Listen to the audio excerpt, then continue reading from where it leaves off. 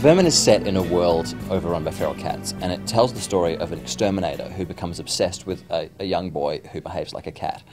As an exterminator, he's expected to exterminate all kinds of vermin, and in this brutal world that includes anything which lives as a feral on the streets. The notion of man becoming animal is something that I'm fascinated with, and that's because I think that, in general, we're very close to our animal. We have animal desires, animal urges, animal instincts, yet we go to so much effort to kind of shield ourselves from this which resides within us.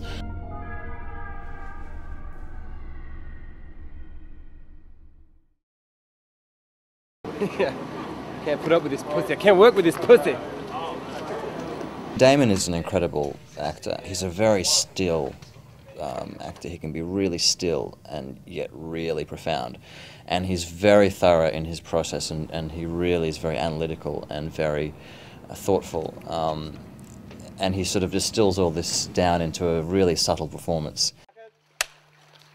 Set, action! You got him, boss! I got him!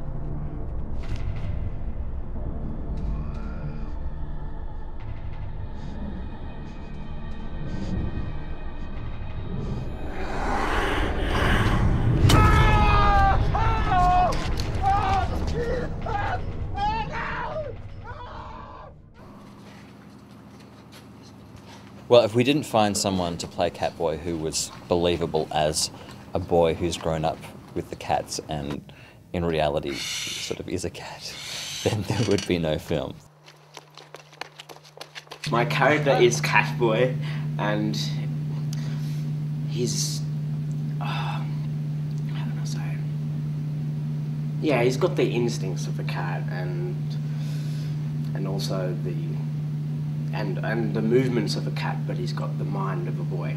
But usually, because I'm a cat, I'm part cat, I go off the instincts usually, so I normally come out as a cat until I meet a human called Richard, who tries to act like a cat or becomes cat-like, and I become more human as he becomes more cat.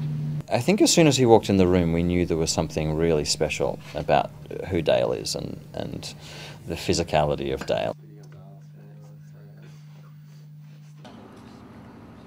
Dale is an amazingly observant person and has a cat, and has got this rare gift of being able to really physicalize that observation. Overwhelming love of everything in the world. Have you ever seen anything the way it really is? How many of life's truly beautiful things have passed you by? Cats are a really interesting animal in the sense that they're perceived on one hand as being these lovable sort of domestic creatures that in a sense are the sort of perfect animal accessory to a human life. But also they can be feral, and it's always that fine line with the cat. On one hand it can be friendly, and then in an instant it can turn sort of brutal.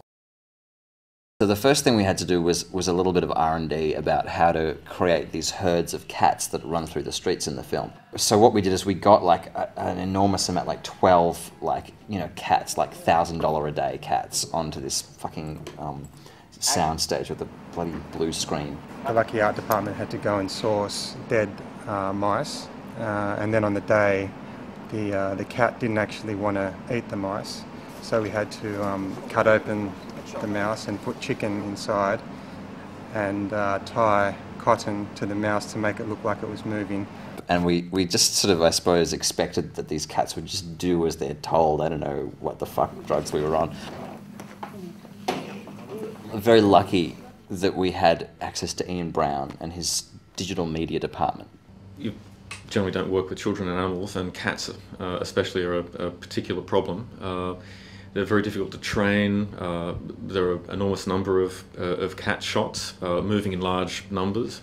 I mean, it was terrifically challenging, I think, to come up with any kind of solution to that. We eventually ended up taking several approaches, depending on the kind of shot. For the close-ups, we used real cats. We shot them 35mm. And for the wide shots, we ended up using a lot of digital cats, completely computer-generated CGI cats. It's actually very, very, very simple model. It doesn't have any fur. It's only very, very basically shaded. We took this single hero cat and we replicated it dozens of times to get the number of cats that we needed. One of the achievable things about Vermin is that it's very dark, and the light is very patchy, and the cats are all running at high speed, so they're all blurred, and you really only get an impressionistic sense of the cats.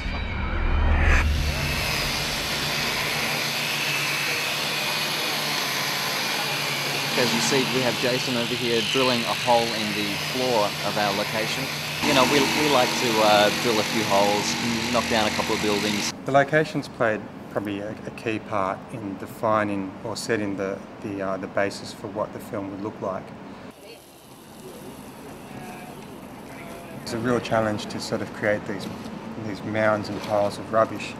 So what we did was, a lot of it was done through empty boxes, and then we put the rubbish on top of the boxes.